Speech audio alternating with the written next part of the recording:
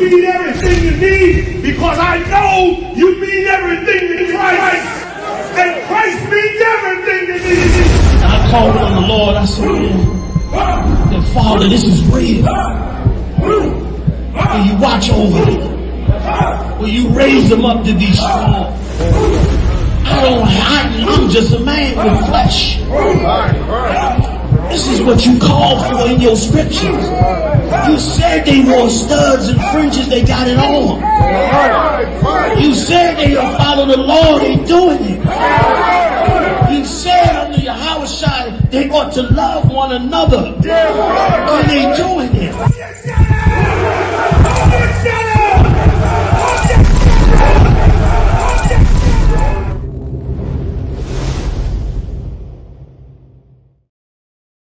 We're in front of the Israeli School, Universal Practical Knowledge, the Philadelphia Division, here at 3226 Cheltenham Avenue in Philadelphia. We're standing in front of the school right now, getting a description of the 12 tribe sign that's been painted by one of the brothers that was in the school: Judah, Benjamin, Levi, Simeon, Zebulun, Ephraim, Manasseh, Gad, Reuben, Naphtali, Asher, Issachar. Those are the 12 tribes of Israel.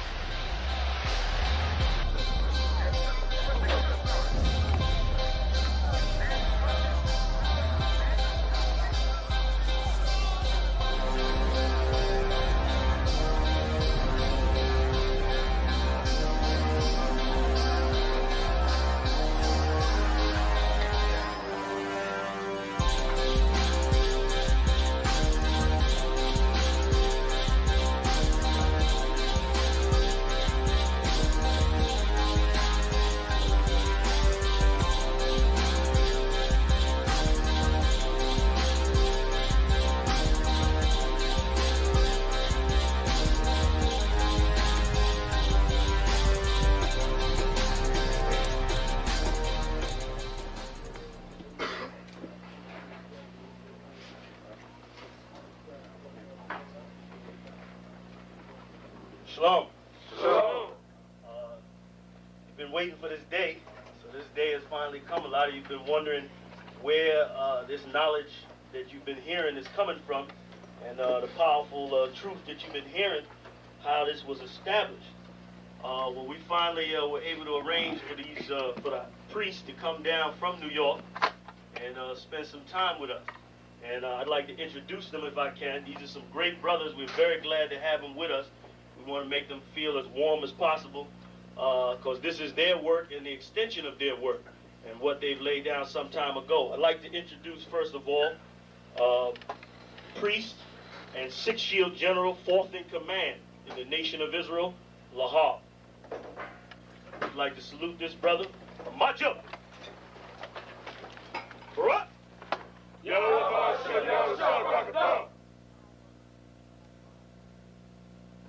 Yeshabiam, which means sit. And I'm going to turn it over now to Priest General Lahab. Water, brother.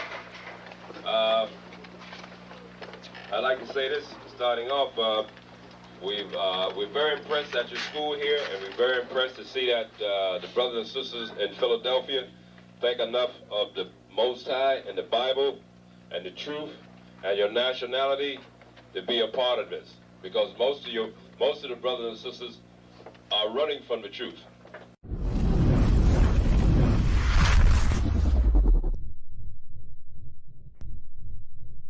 Welcome to ISUBK Detroit.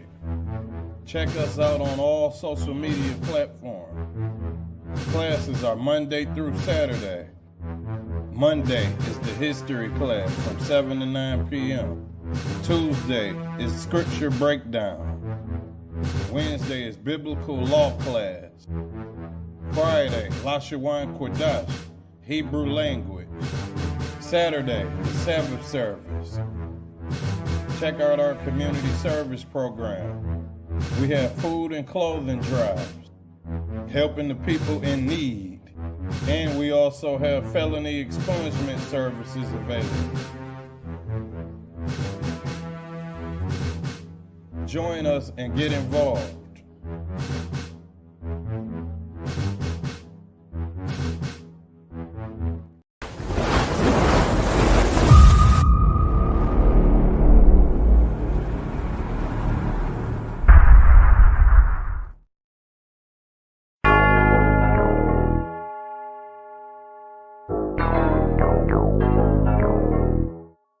ironic. You know the truth is the truth, that's all I know. Cry loud and spare not, you gon' get exposed. A few real niggas left, you not one of those. Real soldiers, we was born to stand 10 toes. If he ain't one West, that nigga not one of mine. He got a purple 12, me, I got a black 9. The truth is the wife of my youth, chopper my concubine. Had to die to get my rib, that bitch forever mine. You know the game, a bishop gotta be blameless. But GMS teaching niggas to be rapists. They screaming we snitch. When Jordan Morgan was killed by your brother, y'all ain't say shit. Real prophets only dwell in the UPK, PSA, we don't sign NDAs. Real prophets only dwell in the UPK, PSA, we don't sign NDAs. Hey, 100 deep, 100 shields on, that's 100 priests. 100 boots, that's 200 feet. Tongue like a sword when I fucking speak. Teach you how to fish instead of fucking leech. Stop selling drugs instead of trying to fuck with me. Knowledgeable but I'm rude in my fucking speech. Life is about warfare, not no fucking peace. Hey bitch, I cry loud when I fucking speak. Make them wait a year before they fuck with me. Turn a street nigga to a fucking priest. Cross a priest and I promise you forever sleep.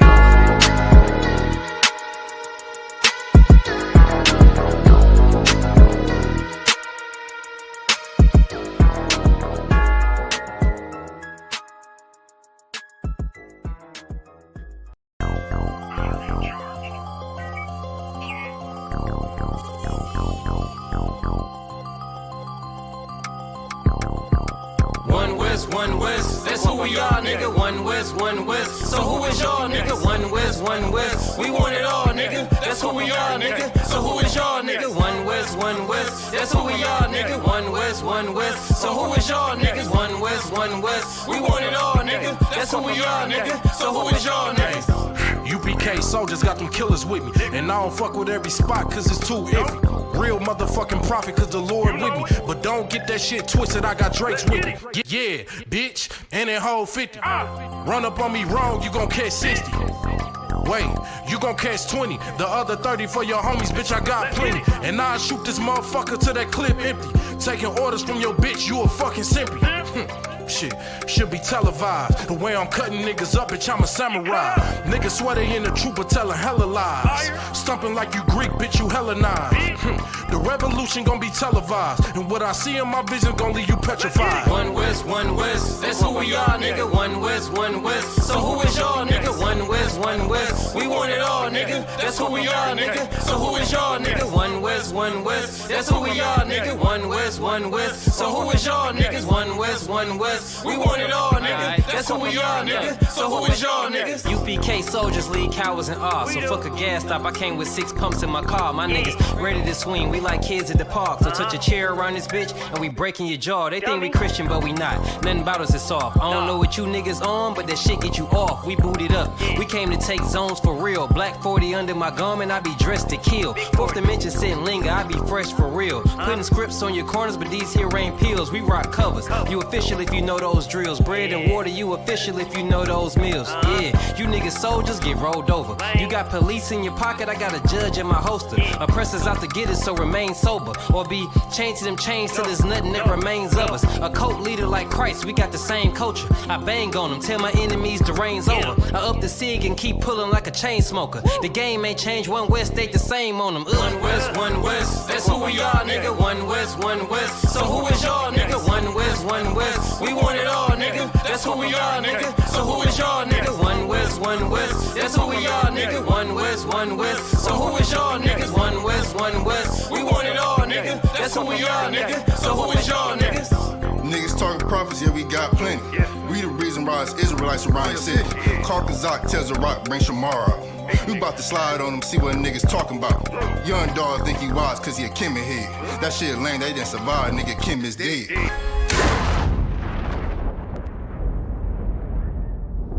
Where I'm from, little nigga, is a dirty game. I pledge allegiance to Yahweh, bitch, I'm UPK.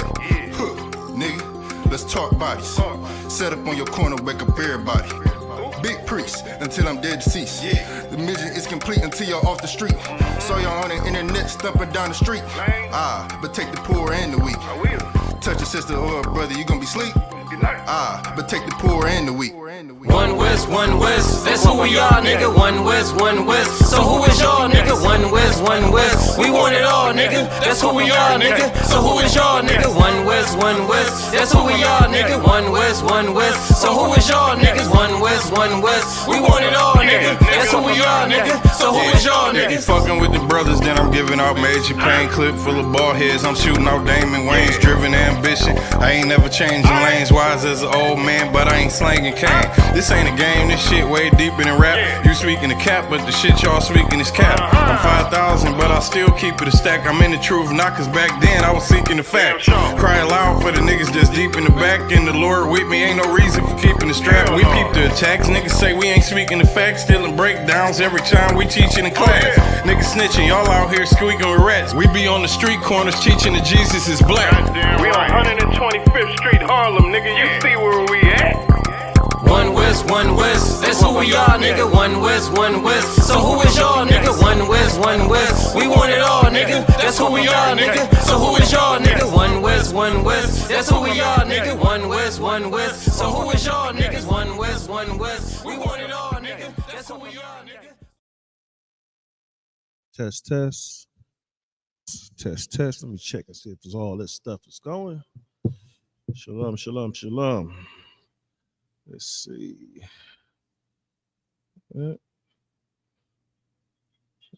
Let's go live. Test. Yep. Got that going. We got up there. Okay.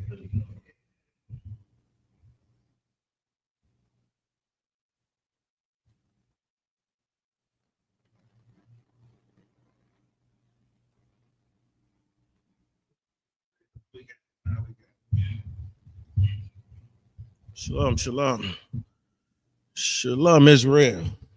All right, got it going.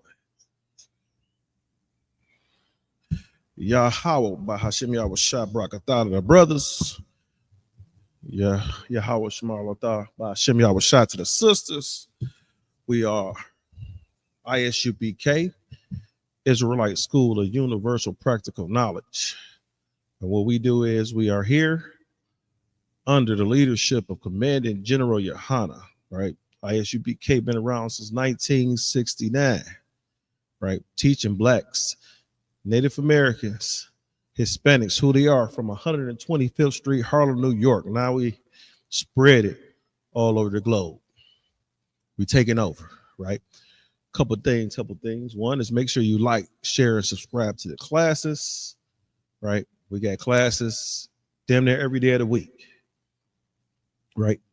You'll find a school teaching blacks, Native Americans, and Hispanics who they are according to this Bible every day of the week right here in ISUBK. In the Detroit chapter where we at right now, 12355 Gratiot Avenue is where we are at, right? And what we're doing right now tonight is the history class. In the history class last week, we spoke about the gods of Egypt. Spoke about the gods of Egypt. Let me get it. Shalom Christ. What you need, sir? Go to the camera and there's some buttons on the side that's gonna get that visual looking different. Come on. All right, walk me through it. All right, I'm in the camera.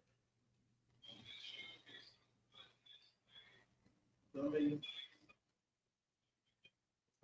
Is it under thumbnail? You got a thumbnail over here. On the side, right and left side facing to see OIS.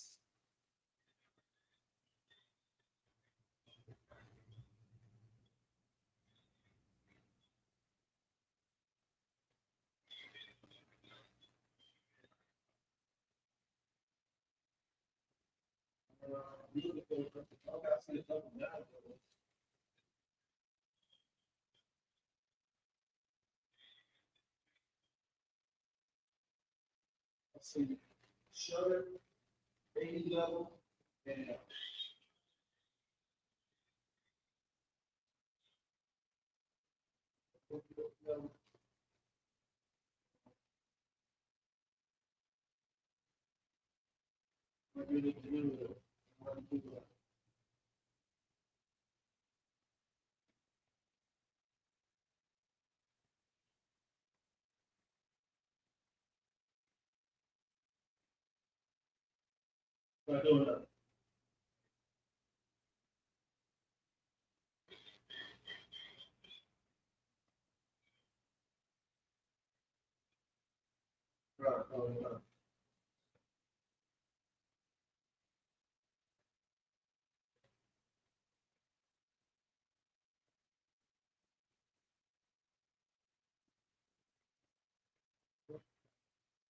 That some would say Iris, A-dash-N.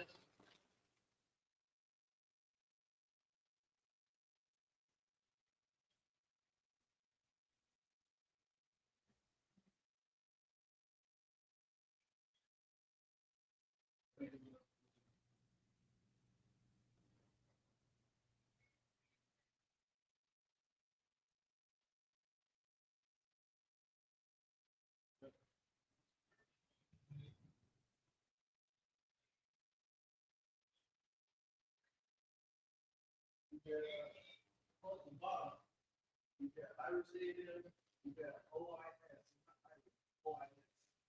That's 6. And you got A level, then you got shut.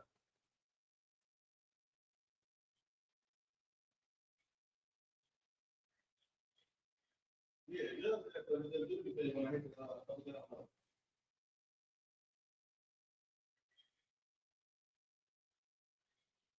oh, it did. I need a touch, no.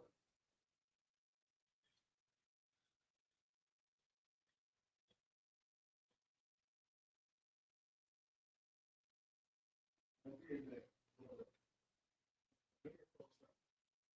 hit the iron button, the little white hand pop up. Move it up, yeah. I hit the A level, try to bring that up. Let's let it go with that. Let's see minus and plus minus 0. I know that shut, but it won't change. It won't change. Go. All right, go, sir. Shalom, Lord Christ. Sorry about that, Israel. So let's get back to where we was at. So last week we were talking about the gods of Egypt, and right. And the great thing about our power that we serve is that we see many instances where our power use what our enemies consider power and authority. There were multiple gods in Egypt, right? They had at least one for every day of the year, every day of the week, every day of the year, every month. They got these months gods, this god, that god. Then they got things that they celebrated that was similar to the things that we celebrate over here in America, like Valentine's Day and Christmas and all that kind of stuff. So those days are each days that represent or worship a different deity in Egypt, right? So, the first couple of gods that we've seen, just to backtrack what happened, what we went through last week. Last week we learned that the Egyptians worship a god of the Nile. It was called Hapi, and with them worshiping that god, our God, turned the water into blood to the Egyptians. Now, what you got to understand is that, our brothers and sisters of the Israelites also drank from that same river. So with them being plagued, with the Egyptians being plagued by that river turning into blood, it looks as if it was blood to them. It didn't bother us. If they were to drink it, they would become terribly ill. It didn't bother us. So why the Lord is plaguing the Egyptians right? Those plagues, that plague at the time, it didn't bother us, right? You know, and then they got other gods that look like frog, another god that looked like a frog, and you know the story where the Lord plagued them with frogs, and these frogs were in everything. It was such an infestation that the Egyptians said when you go to dip water out of the river, the frogs were in it. When you open up pots, when you open up cabinets, the frogs were in it. They were everywhere, in the bedroom, in the house, you know, everywhere, to the point where then the frogs had died on their streets, right? On their streets, and then it made the slime from the decaying frogs. You know, think about slime from a decaying body, and you step in, it's slippery, it's smelly, you know, and still continue to plague the waters. So even though the Most High God had turned the plague off, Pharaoh hardened his heart. And while Pharaoh hardening his heart, which being hard-headed, he forgot that the Most High God had turned the plague off, because he told Moses, like, hey, yeah, I'm gonna go ahead and allow you to, you know, I'm gonna allow your people to go. But then right when the plague had let up, and this happened with each individual plague, right when the plague let up, Pharaoh hardened his heart. I mean, he went back to, like, you know what, this is just, he went to the thinking that it was just Moses and not God. It was just Moses, because Moses was the how do you say it? Moses was the messenger, right?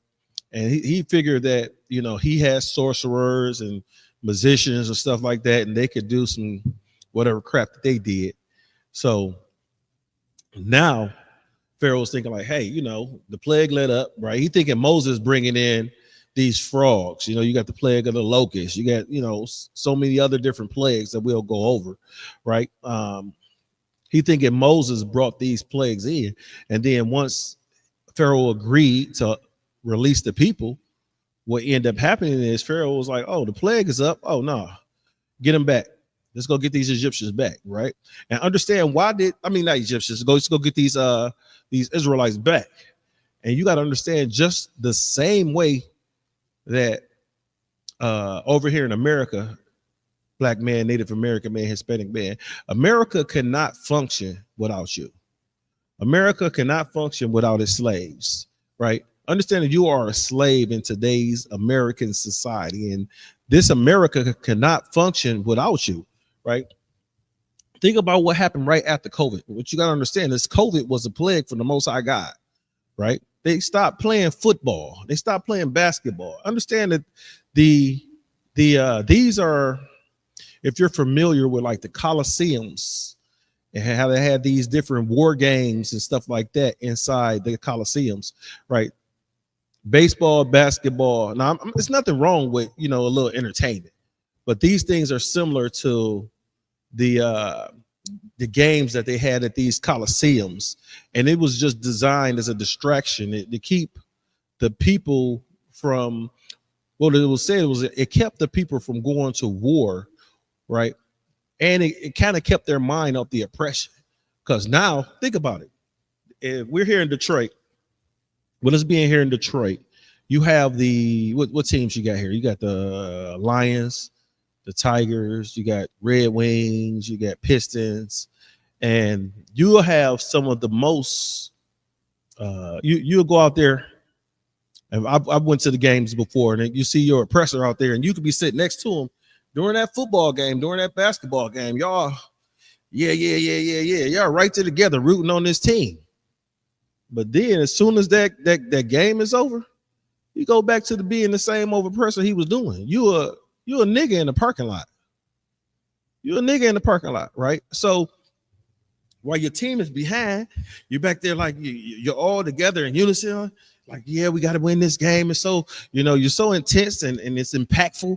And you're sitting there like, oh, yeah, we got to do this. We got to do that because we need to win the game. Give the ball to Chauncey Billups in the basketball game, or give it to this person, give it to that person, you know, pass it to Calvin Johnson, right? And that's what you're hoping for. And you and that oppressor is hoping for the same thing. Now, what you have to understand, Israel, is that you and your oppressor cannot have the same God, right? And it's proven. We've shown you that here in some of the things that we ran last week, and like I said, it's just a recap.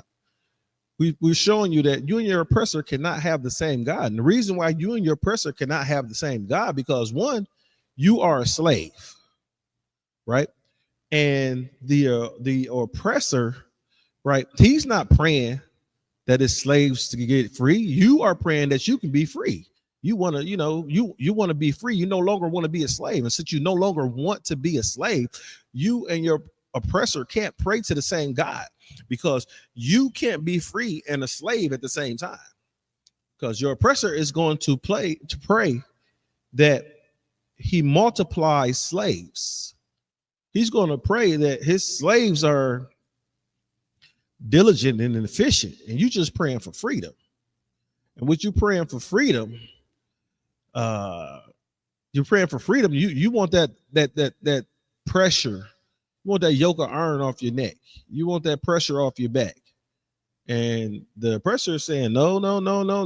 You get some more yoke of iron. You get some more whips on your back, and things of that nature. So last week we were in the reading out of the book of Josephus. Now, understand that the book of Josephus, this is the book of Josephus. This is not scripture, y'all. This is not scripture. It's just a historian, right? This historian is an oppressor, an Edomite, right? It's a historian that is what this historian then is doing is he's gathered together he's gathered together documents that dictated what was going on in history. And what he did was he put it together. And what we do is we use this book to help us understand what was going on at the time. Now, where we get our confirmation from is out of the scriptures, right? We don't get it from the book of Josephus or the book of whoever it is, Nick Nack, Patty Whack, give you dog bone. We don't get it from none of them. Well, we get it from the scriptures. And with us getting it from the scriptures, we understand that where am I going? We understand that the scripture is the word of the Most High God. And with the scriptures being the word of the Most High God, I'm getting this little bitty writing again, y'all. So what we're reading out of, this is the book of Josephus. This is the antiquity of the Jews.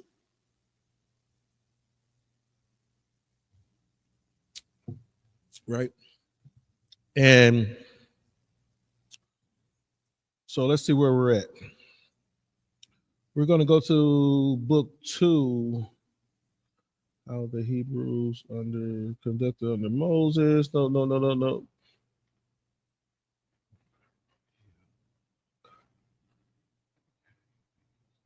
Okay, cool. All right, we're going to start at paragraph 4. And we're starting with paragraph 4. We're going to see that what was going on in that time, what someone else seen, right? Now we read the scriptures. If you go read the scriptures, it's Exodus. Exodus is where these plagues were happening at the time. Go get thee in the morning, and we'll see that if you started about, I want to say chapter 7.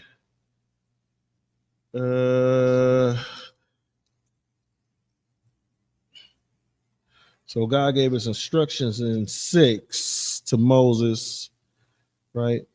The plagues of the frogs was like right around chapter 7. So last week we went over the plague of the frog. I think that's where we ended at, was the plague of the frogs, right?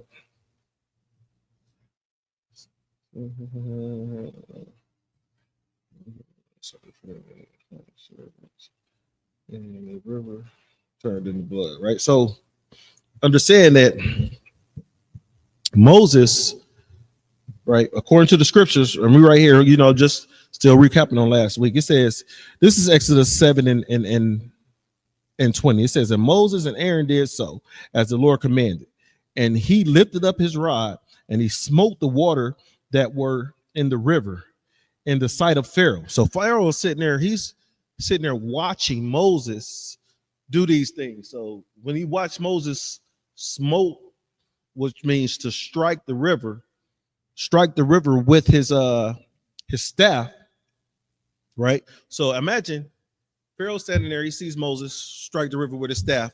The river turns to blood, right? And these things, what he's seeing Moses do, that's why Pharaoh decided to blame, like, oh yeah, this is not God. This is just Moses and his trickery. Pardon me. Right? It says, and in the sight of the servants and in all the waters that were in the river were turned into blood. He said, and the fish was in the river died, and the river stank, and the Egyptians could not drink of the water of the river, and there was blood throughout the land of Egypt. And the magicians, see, understand, Pharaoh had magicians.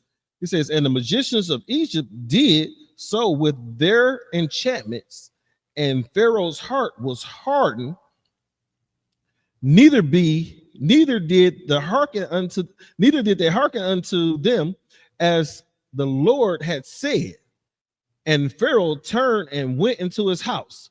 Neither did he set his heart unto this also. Verse 24. And all the Egyptians digged around about the river for water to drink, for they could not drink of the waters of the river. And 7 days were fulfilled after that the Lord had smitten the river. Right. So Pharaoh, he's seen Moses strike the river with his rod, with his staff. And when he's striking the river with his staff, Pharaoh think all these things, imagine what Moses did when the plague of the frogs came, then when the plague of the locusts came, then the plague of the lice came, right? And understand is that the Egyptians had gods that looked like these, like the frog, like the lice, like the locusts, right? The water, sir.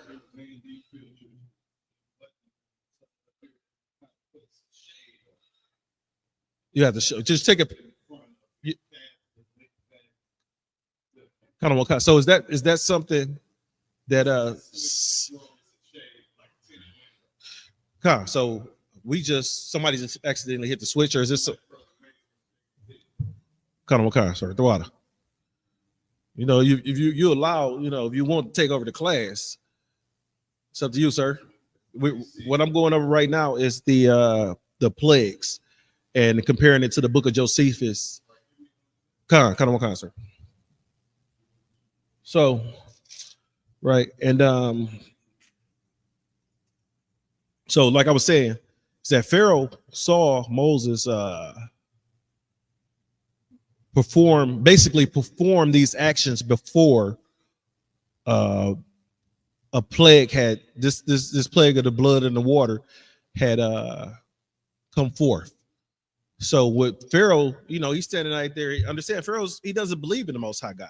So what's going on? He stepped back and he's like, damn, I just seen Moses strike the water and it turned into blood, right? So when the plagues came after that, Pharaoh was like, hey, Moses is doing it. There's no God that's doing these plagues. It's Moses. Moses is doing these plagues. For somehow he got a bunch of whatever. He got something to die in the water. And he's thinking of it scientifically. If what you got to understand is that the oppressor, he's going to try to explain.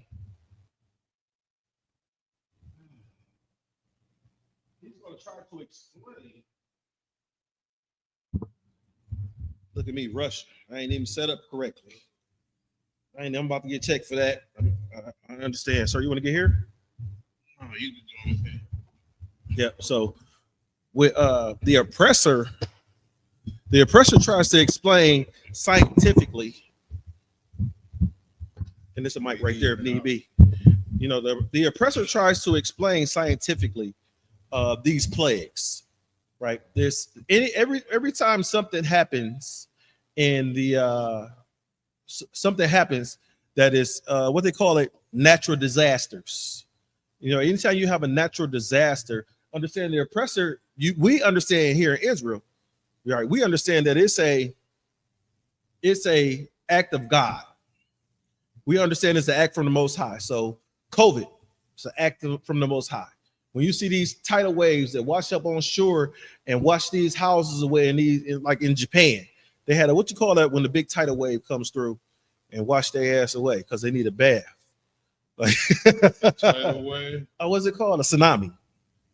When you see the tsunamis wash up on shore, what you got going on in California?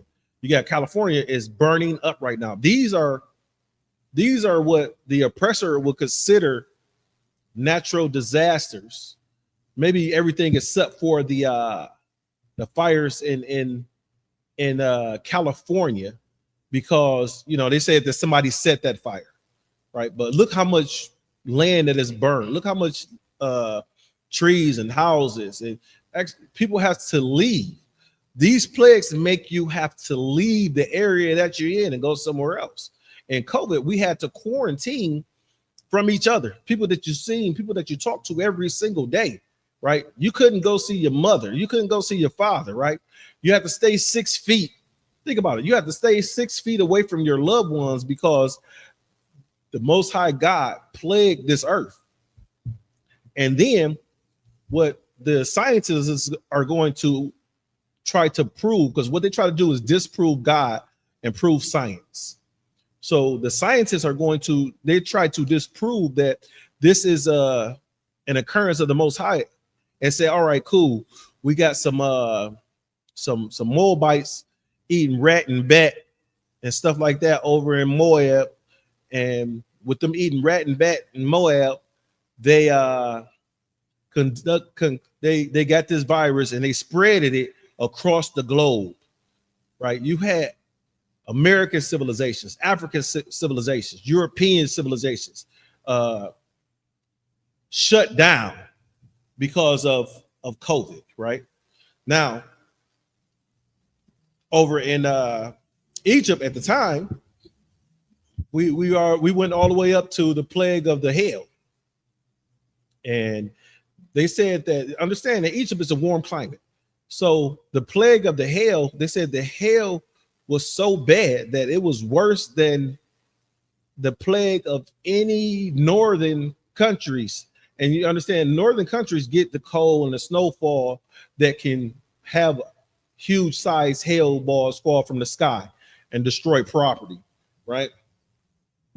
So that was just a quick recap and synopsis of what we were going over. So I'm gonna get back to the book of Josephus, and we're going to go to the Antiquity of the Jews, book 2. We're going to go to start at paragraph 4. It says, but when Pharaoh did not even then yield to the will of God, but he gave leave to the husbands to take their wives with them, yet instead the children should stay behind. Understand is that Blacks, Native American, Hispanics, our Hispanic brothers and sisters are dealing with it right now, is that you're not going to leave your children behind, right? Pharaoh knew that that the Hebrews would come back if they left. The Israelites would come back if they left their children behind, right? He didn't want his workforce. Understand, Pharaoh had free labor. Think about slavery in America, free labor, right? And what having free labor, Mississippi, right? A slave state, right? A very live and vivid slave state at the time, was the richest state in the world during slavery. Now it's the poorest. And that's all because of free labor, right? So imagine Pharaoh has thousands and thousands of these Israelites, working for him for free, building things, making things, right? Understand is that your oppressor does not have to think when he has you as a slave, because you're going to come up with ways so that you can continue to keep your family together, right? So you're going to come up with the cotton gin, right? You're going to come up with the train. You're going to come up with what are some other inventions? You're going to come up with the stoplight. peanut butter, right? It's the 99, I say 99% of these inventions that make a workload easy. You come up with the wrench, right? Understand the adjustable wrench, or what's today's society called the monkey wrench. The monkey wrench was invented by a black man, right? So what you have to understand is, how did it get the term monkey wrench? Because what did they call you, black man? They called you a monkey. They called your ass a monkey. And with them calling you a monkey, so this black man invented this wrench. Oh, give me a wrench. What kind of wrench you want? You want an open-end wrench? You want a closed-end wrench? No, I want the monkey wrench. And everybody knew what it was. They went, okay, cool. They grabbed the adjustable wrench. They grabbed the pipe wrench and say, hey, here's the pipe wrench, because it's called a pipe wrench, right?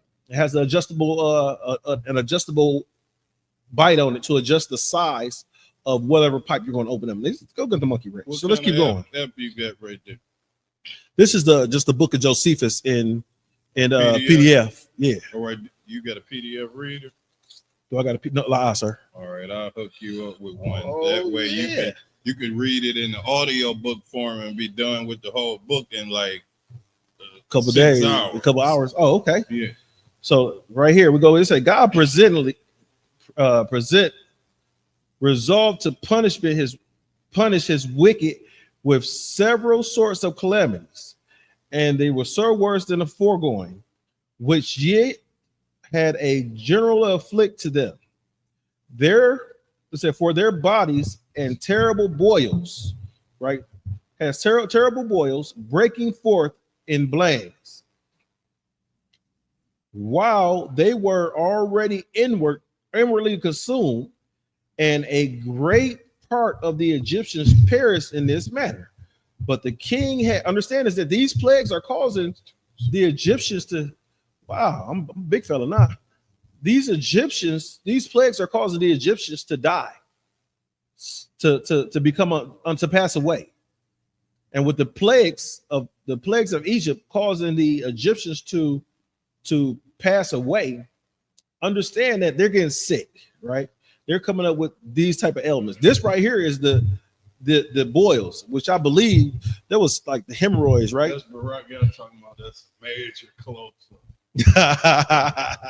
If you want to, you want me to get some in the comments while you well, I ain't got nothing right now. I'm gonna just listen to what you got, and then I'll chime in. I don't know nothing about the Josephus because I haven't been able to get up into the Josephus yet, but I got a copy of it. Kind, right? So where we're at. So inward boils, the Egyptians started peril. He said, but the king was brought to reason by this plague, right? And we talked about the hail. It said hail was sent down from heaven, and such hail that the climate of Egypt had never suffered before, nor was it like which fall in the climate in wintertime, but was larger than that which falls in the middle of spring to those that dwell in the northern and northwest regions. The hail broke down their bowls laden with fruit. And it said, after this, a tribe of locusts consumed the seed, which was not hurt by the hail, so that the Egyptians all hope for future fruit of the grounds were entirely lost, right? So understand these huge hail balls, right? Now, just not too long ago, maybe about a year ago, it was hail in one of these European countries that they said was the size of basketballs, and this hail destroyed everything when it come down. Now, that's in the northern region where it gets those cold temperatures, and it's possible for that hail to accumulate to that size, right? This is how you know this is a plague of God, because these are things that hail should melt before it get anywhere near the ground in Egypt. Understand this is hot. It's an African country, so the lows are probably 60 degrees in Egypt. the highs are probably, and I'm just estimating about 100, 120, well, about 120 degrees. It's probably like living in the summertime in like Arizona, Phoenix, or something like that, right?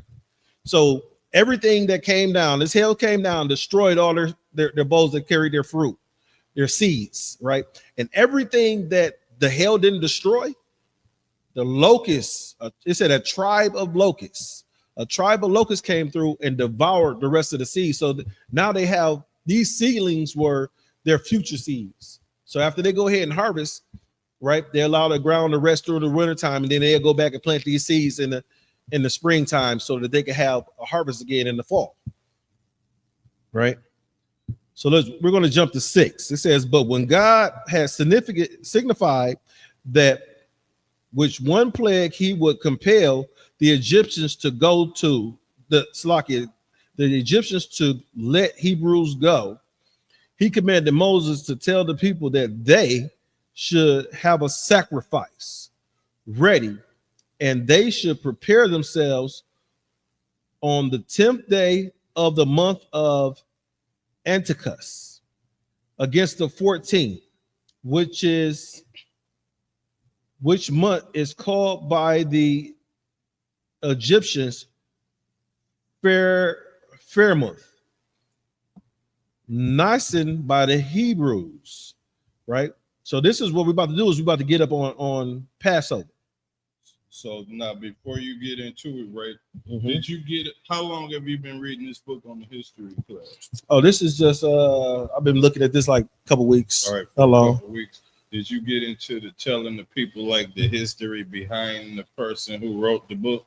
Yeah, we did that because this is part 2 of the class. All right, so this is we got into that last week, and this week we're breaking it down to the Passover, why we celebrate the Passover, and it was due to this plague of the firstborn. Okay, just refresh me on the history behind the book, because this the Josephus, just in case the audience wasn't here last week. Well, we went over that earlier in the class. That's why I can do it again, sir.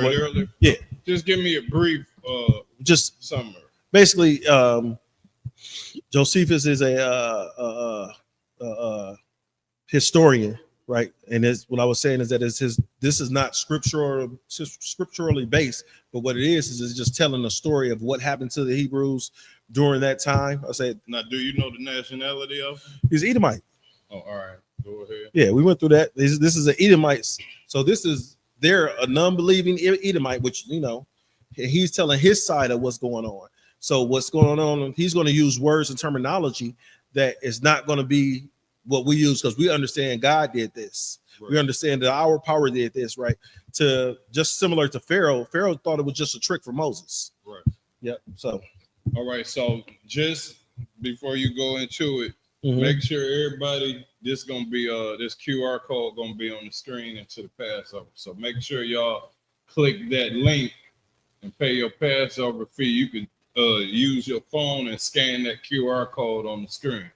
Okay. Yeah. Okay. You trying to get a little jazzy now? Well, you get a little jazzy. Somebody else created it in the other, I think in Atlanta or something. One of the brothers. But yeah, this is easy for you to pay your Passover fee. Oh, that makes it much easier. Yeah. So like he was saying, you go ahead, like, share, subscribe to the classes, right? Click that QR code. Make sure you pay your Passover fee. Look, it's going to be so many things going down at the Passover. We have the Black Party every year. Y'all get out there. We're going to have so many artists from Israel performing and going on stage. I think that sister's supposed to come back this year again. Past Detroit going up in there. Yeah. Oh, okay. Past Detroit going to be up in there. So Israel is becoming celebrities. Yes. And the main thing we got to do is push this work. And the main thing you want to do to get a piece of heaven, come down to the Passover and see what the Lord does. That Christian church ain't heaven. They in there arguing, backbiting, want to kick each other ass. That's not what, you're not going to get a piece of heaven. You might get some singing that'll make you think you in heaven, but this Passover going to give you a piece of the kingdom of heaven. You can go ahead. Yeah. I ain't going to throw you off. No, you ain't going to throw me off, sir. Matter of fact, since I got you here, I'm glad you're here. I'm going to throw a question to you, right? You got to understand this is that and this may be off topic. Well, it is definitely off topic. You have people like understand is that ISUPK Israel is the home of the truth. If you're not in the ISUPK, you're not in the truth. If you're going to these fake Israelite groups, if you're going to these these Christian churches, you know, the Buddhists, the mosques, the Muslim mosques, you go into any so-called religious organization to seek salvation, you're not going to find it, right? You're not going to be led to it. You're not even going to have a clue what to do, how to follow the law, statutes, and commandments of the Most High God if you're not in the ISUPK. You may get a glimpse because you're outside and you're following somebody else. I shouldn't kill my brother. Thou should not kill, right? But there are other laws, statutes, and commandments that we got to find, that we have to follow here in the UPK, right? And everything is documented in your Bible. It's all documented in your Bible. Now, with that being said, right, you can't go out here and get an amplified Bible. You can't get a new the new amplified version or some those different versions of the Bible. They're not translated correctly, and with them not being translated correctly, they're close, but it's not all there, right? And with it not being all there, when it misusing certain translations, if you misuse a translation, you're going to get the wrong understanding, right? If you don't have an apocrypha, right? If your Bible doesn't have an apocrypha, you're missing 14? You're missing 14 books of what happened during our rise and fall. So I think I did throw you off. You did throw me off, but that's all right. So, let's get it. We're gonna get back to this. Getting ready to go over the Passover and the Josephus of what they're saying about the Passover and Josephus, right? Well, how things got started. Come on, sir. So let's go to right now. If you're in the book of Josephus, this is the second book, Antiquity of the Jews. We're at paragraph 6. It says, "But when God had signified that with one plague he would compel the Egyptians to let Hebrews go, he commanded Moses to tell they should have a sacrifice, and they should prepare them on the 10th day of the month of Antichus against the 14th, which month is called by the Egyptians Harmonth, Nicene by the Hebrews, but the Macedonians called it Xanticus,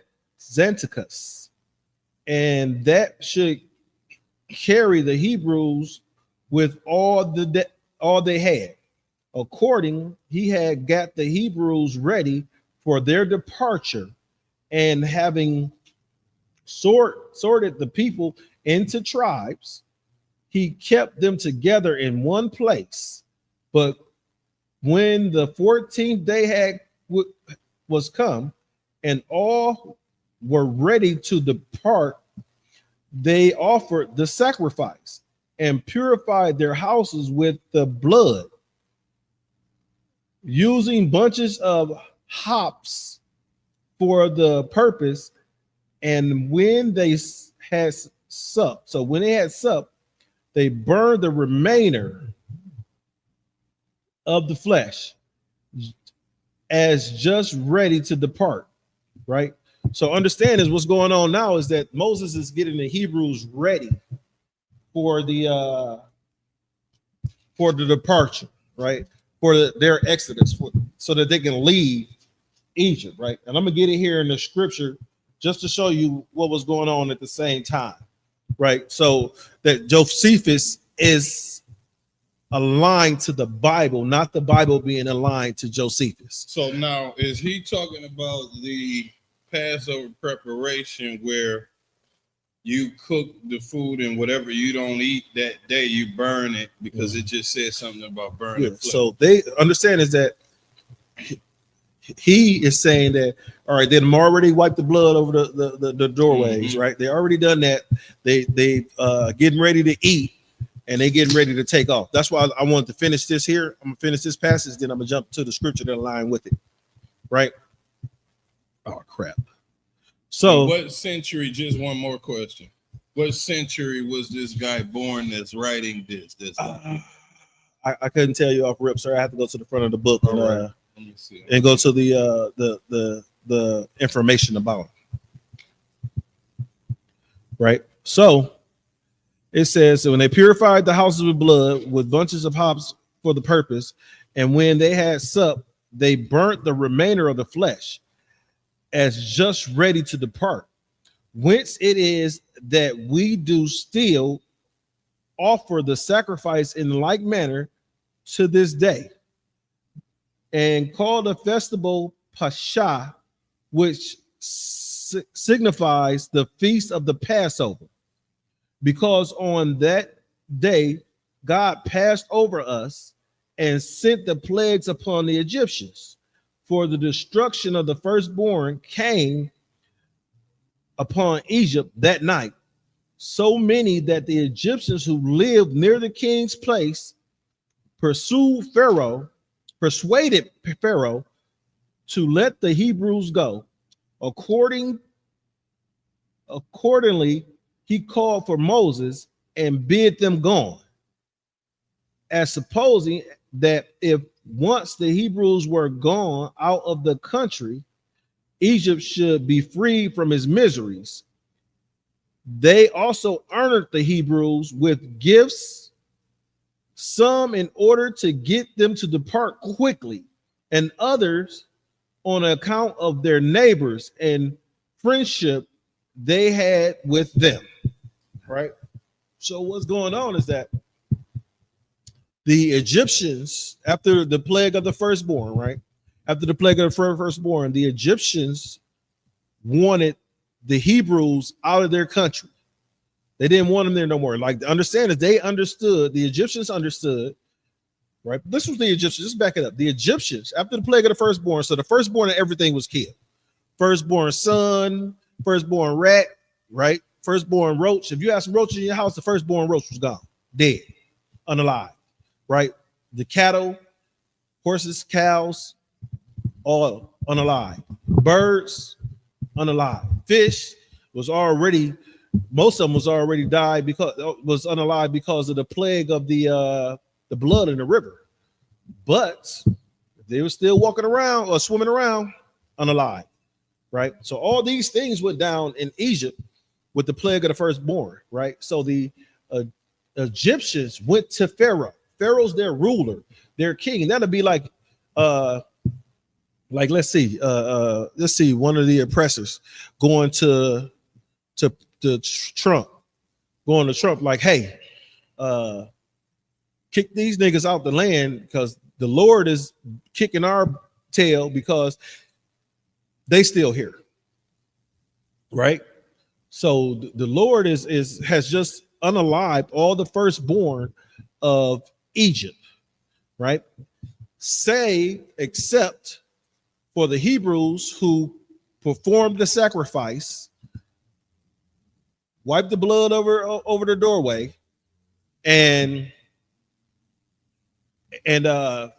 got prepared to leave, right? So we're gonna go here, and this is Exodus chapter 12, right? Let's see. Do I want to jump to 12 or do I want to get some context to start from the beginning? Okay, yeah. So, all right, yeah, because it's right here in Exodus is going to explain what happened at that time. So this is Exodus chapter 12. And it says, and the Lord spake unto Moses and Aaron in the land of Egypt, saying, this month shall be unto you the beginning of months. It shall be for you the month of the year to you. So understand that the Passover, this month right here that they're talking about, this month is the first month of the year. So you have New Year's celebration. This world, the people in this world has a New Year's celebration January 1st. That's not the new year. Everything is frozen and still dead at the time, right? So since it's frozen and still dead at the time, it's not the new year. It's definitely not the new year considered concerning the Most High God. He said the new year is near the Passover, right? It says, verse 3, it says, speak ye unto all the congregation of Israel, saying, in the 10th day of the month, they shall take to them every man a lamb, according to the house of their fathers, a lamb for an house. Verse 4, if the household be too little for a lamb, let him and his neighbor next to him, right? So he's telling them how to sort up the lamb, right? How much lamb they should have, right? If you got, basically it was going to say here, and the reason why I'm gonna breeze through this because of time factors. So he's saying that, all right, the house is too small, give them part of a lamb. The house is too big, give them enough so every person in the house can have some lamb, right? So I'm gonna jump to 7 real quick. No, I'm gonna jump to 6. It says, and ye shall keep it until the 14th day of the same month. Understand, that's what Josephus said, right? Josephus was saying what happened at the time. And what he said was like, they got a lamb on the 10th day and they kept it to the 14th day, right? And the whole assembly in the congregation of Egypt shall kill it in the evening. So on the 14th day in the evening, that's when they're going to unalive the lamb, and with them unalive, basically sacrifice the lamb. It says, and they shall take of the blood and strike it on the 2 side posts and the upper door post of the house, wherein they shall eat it. So they're going to take the blood, they're going to sacrifice this lamb, they're going to take this the lamb's blood of both of the side posts. Right? Think about your door. You got a door. You're going to take this blood, you're going to smear it up the side post, and then you're going to smear it across the upper doorway, right? Now, to an Egyptian at the time, the Egyptians are looking at these Israelites like they just smeared lamb blood all over the front of their house. Why would they do that? Understand is that they're thinking like, okay, this is going to bring, you think about what the blood of an animal do if you was to put that on your door, right?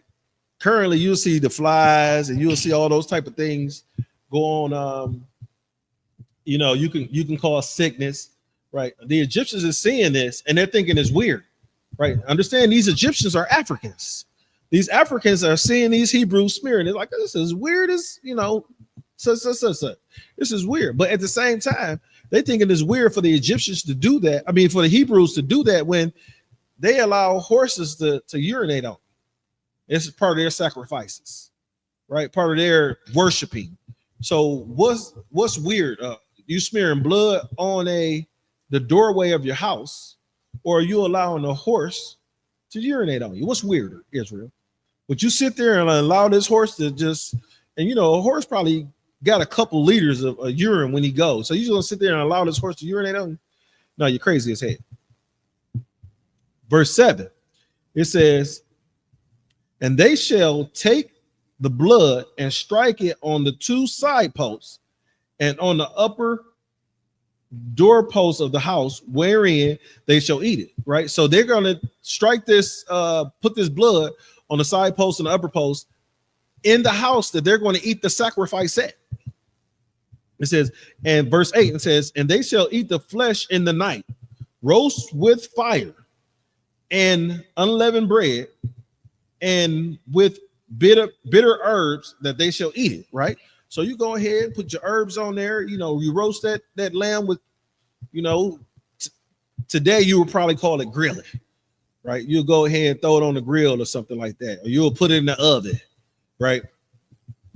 It says, verse 9, say, eat not of it raw. Israel, we don't eat raw lamb and hamburger and stuff like that. That's something our oppressor does. We don't do that. We don't eat the blood of an animal. This is a sin to eat the blood of an animal. So that's understand is that the Lord, our God, is telling them not to do that. So nor sodden all of it with water, but roast it. So it's telling them not to boil it, but roast it with fire, right? Roast with fire. So let's jump to 9. It say, eat it not raw, nor sodden it at all with water, but roast with fire his head with his legs, and with the pureness thereof. Jump to verse 10, right? So it's right here with the pertinence thereof. Verse 10, and ye shall let nothing of it remain until the morning, and that which remaineth until the morning ye shall burn it with fire. Right? So you take your field and eat it all up. Anything left over that you can't eat, you burn it up. You burn it up with fire. You destroy it. Right? You destroy it. Verse 11, and thus shall eat it with your loins girded up, your shoes on your feet, and your staff in your hand, and ye shall eat it in haste. It is the Lord's Passover. Understand this, Israel. You got to eat this and be ready to get the hell on. You're going to eat and go. Remember, what's that term? They say, people say, I hate to eat and run. I hate to eat and run, right? When you eat, you better be ready to go, because this is going to be a meal that's going to energize you so you can go ahead and get the hell away from these Egyptians. Sir? And this is the heavy part. All of those plagues just got done hitting the Egyptians. So now he wants us to eat this Passover lamb fast with your boots on, aggressively, just like I done seen movies where the military is scooping up rice and just eating real quick because they got to go out to battle. There's not a time to lounge. We're not dining. You see what I'm saying? The other point about it is Christians. See, this is a military way, a militant way to eat this Passover meal. Christians got us running around looking for goddamn eggs. They got us running around looking for Easter eggs, dressing up in the brightest suits. That look, it ain't nothing militant about it. You can easily be spotted in that bright ass suit. And then they have Easter dinner, sir. What do they do at Easter dinner?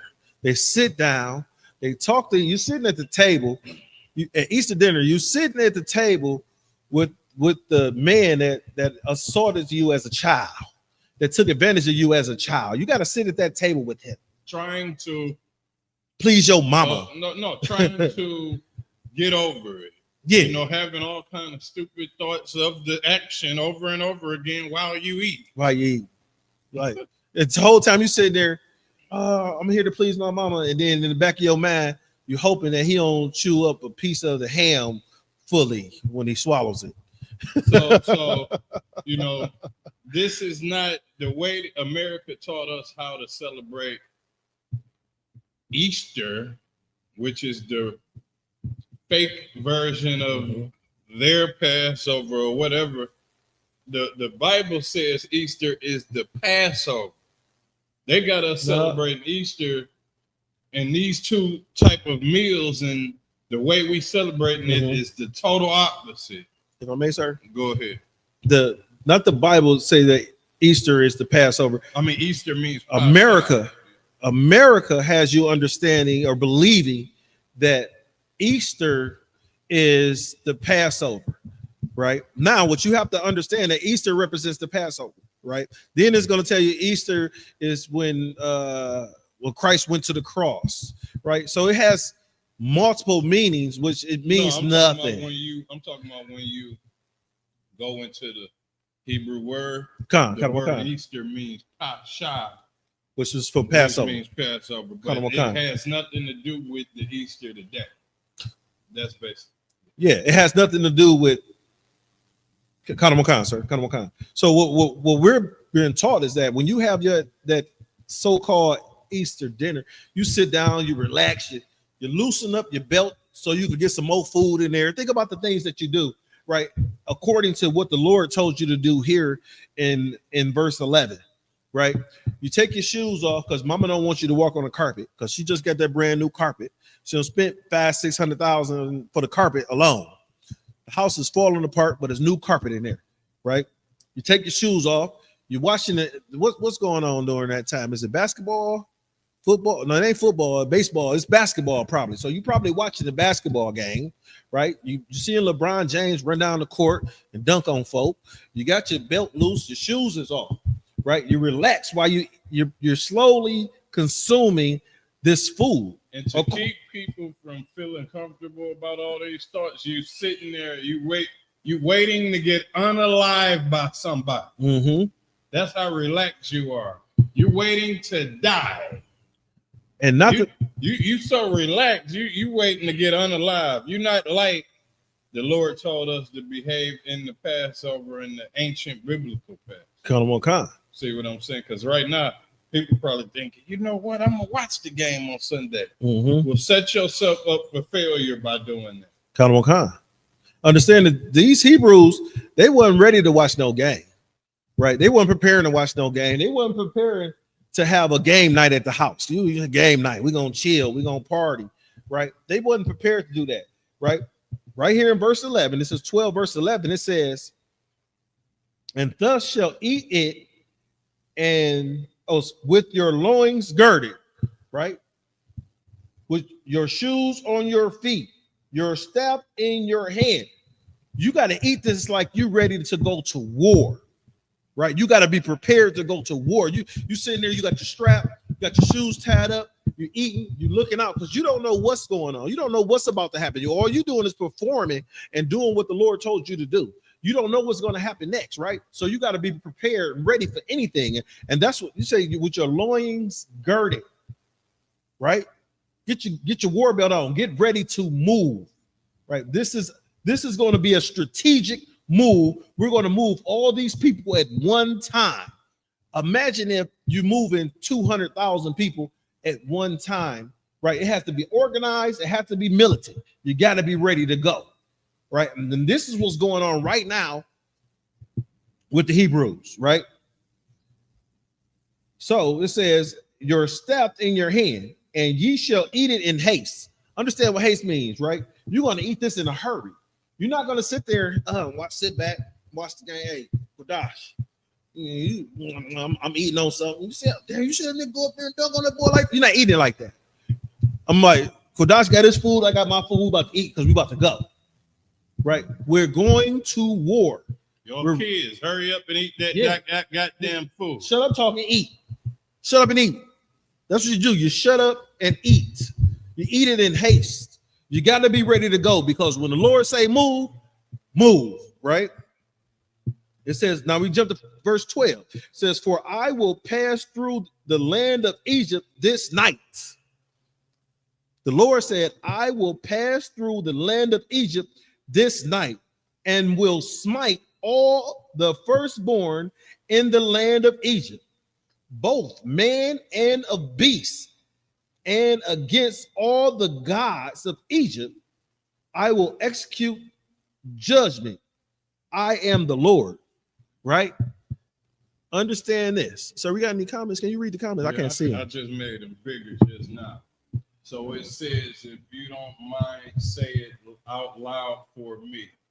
Salakia, sir, find out what era was Josephus was. So I just looked at the Josephus was, all right, so this book is called Joseph, The Complete Works of Josephus, Antiquity of the Jews. So Josephus had many writings, the Jewish War, Antiquity of the Jews, Against Apion, and the Life of Josephus.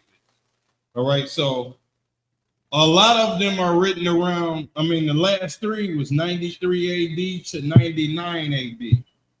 The Jewish War was like 75 and 79 AD. Now, the Antiquity of the Jews is what we're reading now, which was 93 AD. Now, it says Josephus wrote Antiquity of the Jews to present Jewish history to Roman audiences in a way that was understandable because they can't read our book. Mm-hmm. They don't know nothing about in our Bible. When white people read our Bible and hear the dark sayings of how black people talk and the slick words that we say, they're not going to understand it. Just like that scripture that says, I'm at the crib, what's that one about the crib and the ox? The ox know of his owner and the ass his master's crib. Now, is it talking about a baby crib? No. You would know that because you black and you know we say crib is a home. If I may, so sir. They can't understand that kind of writing. Go ahead. Kind of one kind, sir. Slocky. And what's so heavy about that is black man, Native American man, Hispanic man. You use the term crib describing your house today, describing your home today. I'm at the crib. Kudash called me up earlier. Hey, Habawan, where you at? Can you do such? I'm like, yeah, I'm at the crib. I pull up. You use that same terminology today, black man, Native American man, Hispanic man. That's how you know that this is written in the same language that you, in the same verbiage that you speak to today is written in slang. With this Bible being written in slang, right? I'm gonna put this out, then I'm gonna end it. Just say, Kudash, he one of my favorite rappers. I need him to put out some more verses because he's playing around, because I need some more rap to come out. You got me listening to little, all this other little this and little that, because he won't put out no rap. Now, when he put out some rap, I go through the language of what he has rhymed and what he's put together. I'm listening to it. Yeah, you know what I'm saying? He had a verse in what was that song you got that we used for the intro? But and the thing about it is, if he puts something out, who you think is going to be able to understand what he's saying in this rap? Me or some damn Edomite that studies African American culture? Well, to put it simpler, white people got to go through a whole learning process of coming in our hood. Kind of what kind? Like if they move in our hood, if they move and integrate, they got to learn a whole different language of what they speak. They got to learn what op mean, peel your cap back, all of this type of language that we got. They got to know what a John means out in New York, Philly. You got to know a bunch of stuff, and this is the reason why Josephus, the Edomite, wrote this. It says, Antiquity of the Jews was wrote to present Jewish history, which is talking about us real Jews, not Jewish. Jewish history to Roman audience in a way that was understandable and respectable. He wanted to demonstrate that Judaism, which it wasn't Judaism, we was following the Most High, but that's what they think we would follow. So he wanted to demonstrate that Judaism was ancient and noble tradition, not inferior to Greek and Roman culture. So Greeks and Romans thought themselves to be superior and this and that. He wanted to show them, no, that's not no inferior book. It's not an inferior book, and their culture is not inferior either. All right, so that's why it was presented that, and it says this was particularly important after the destruction of Jerusalem in 70 AD, as many Romans viewed Jews negatively. All of these Romans viewed Jews negatively, and to get that out of their head, he went and presented this to Romans and Greek people at that time. Yes. So what's so heavy about that is, and for you Native American man, you black man, you Hispanic man, ask yourself this question: does these Edomites, does these oppressors view you negatively now? Right? And your answer has to be yes, because you have to take a look at what's going on in today's society and compare it. Now, this was, if they looked at you in 93 AD negatively then, right? So it's 2005. 2005 plus 93 years is how long ago that was. They viewed you damn near 2,100 years ago. Over 2,100 years ago, they viewed you negatively. You were negative. The things that how they view you is, soon as something happened to you, they look at your criminal record. That stuff went on then, right? As soon as something you come out, you're the person that the police are going after. You call the police out, they come and arrest you, or they unalive you. That was going on then. You call the authorities out. That was going on then. They hurt you then. It's still going on today. So they're only viewing you in the same way that they viewed you then.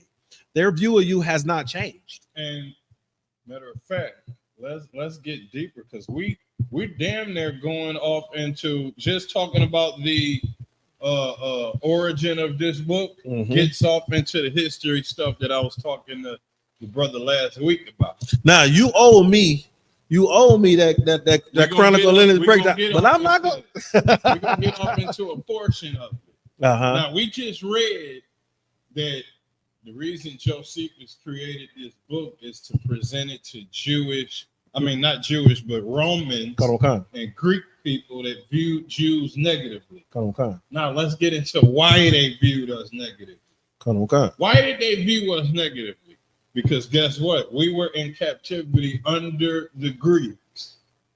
They got something, it's a word called Hellenized. All right, let's look up Helen. I'm going to get Helen. Stumping like you Greek because you Hellenized. The origin of the word Hellenized. Bar by Zerah. Helen.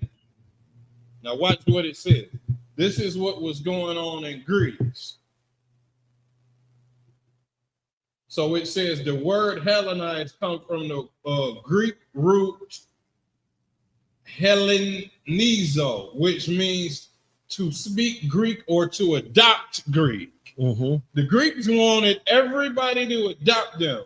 I guess, and I ain't adopt their cultures and ways, sir. They wanted everybody to join their white supremacist doctrine and their way of life. Because they're looking around feeling inferior to everybody else. And they definitely was feeling inferior to the Persians because the Persians had us in captivity before they did. So they live right next to the Persians. Like in the landmass, you have, I think Greece would have to cross over Greeks would have to cross over through Macedonia to get to Persia.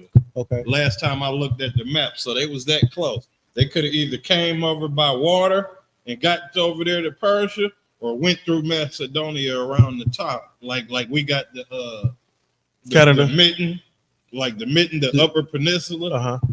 They have to do something like that to get over there. So they're close. And why is this even important? That the Greeks were so close to the Persians that had us in captivity. Because anybody that had black people in captivity, you could see us shine even in slavery. You could see the talent and all kind of stuff that's coming from that area. Them looking at us, they want a piece of that too. They end up putting us in captivity. Then it got so point that, and think about it, Edom might put us in captivity. They're going to feel inferior. Why we in captivity? They wanted to erase our culture. Let me get the rest of this Helen. They wanted to erase our culture. It says Helen, which means to speak Greek or to adopt Greek. They wanted us to adopt the Greek way of life, and they still want us to adopt it because when you go to these colleges, you got to bend over and get spanked and do all kind of stuff to get in a weird lifestyle. And speaking about those hazing practices, is that it's always a LGBT-ish hazing that goes on, right? Think about this, right? You a man bends another man's over and takes a long stick, right, and slaps him across his rear end, right? He not this kid, father. He's not punishing this kid. No, it's because you got to get smacked on your ass so you can join us. So let me finish reading this because my phone on like 3%. You need a charger, sir? Where do I got it? I think I left it in the car. Well, go ahead. So let me try to skim through it. It says Helen originally referred to the Greek people in their culture. Helen was used in ancient times to describe non-Greeks. Hellenizo was used in ancient times to describe non-Greeks who adopted Greek language, customs, and the way of life. The English term Hellenized came from this Greek verb and is used to describe and spread Greek culture, especially during and after the conquest of Alexander. Now, this Alexander the Greek or he's not great at all. I understand. But this person wanted to spread this Greek mess around, and they did spread it around. And it says the name Helen has a debated origin. Some scholars believe it comes from the Greek root meaning shine or torch, to link, linking it to light or sun related meanings. And then the other one, meaning moon, suggests connection of celestial bodies, or Helen of Troy, the famous figure from Greek mythology, popularized the name. So these Greeks is worshiping false gods. They're not following Christ. Christ's not born yet. They're not following the Torah. So these people were. Sir, if I may, this was 93 AD.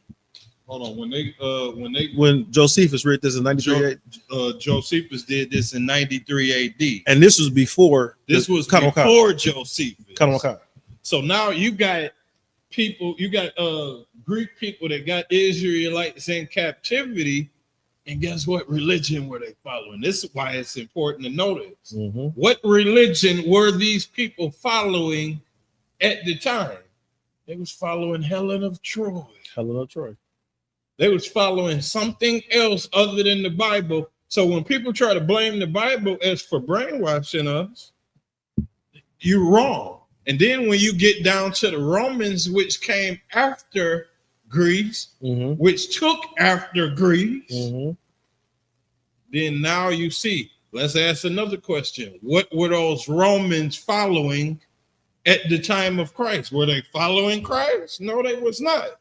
Herod was not following Christ. He wasn't born yet.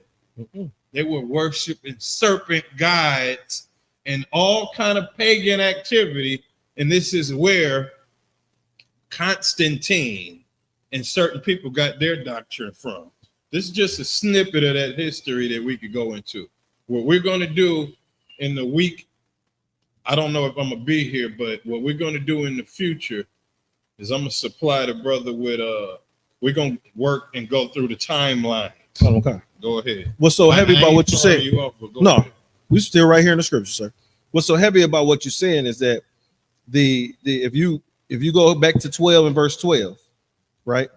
It says, "For I will pass through the land of Egypt this night, and will smite the firstborn in the land of Egypt." Right? Understand, he said, "I will smite the firstborn in the land of Egypt." The most powerful god in Egypt at the time wasn't the water god. It wasn't the god that looked like the locust or the frog. You know, it wasn't Happy. It wasn't Depth. It wasn't those gods. The most powerful god in Egypt at that time was Pharaoh. Right? And understand that each one of these plagues that the Lord sent upon the Egyptians, each one of these plagues, I don't want to say, I could say mirrored or made a mockery of one of their gods, right? Understand, you got this, you're worshiping this frog god, you got dead frogs all throughout the street. No. You're worshiping the water god, you got water that's poisoning and unaliving and unaliving people because the water is poisonous to the Egyptians, right? So the Most High God is making a mockery of their God. Their most powerful God was Pharaoh, right? Because think about it, Pharaoh controlled all those things, regardless of what happened. Even their sorcerers and the magicians that came out, they listened to Pharaoh. So now, when you say that Pharaoh was the most powerful God, I got a question for you. Would they celebrate? Was Pharaoh the one making people celebrate his birthday?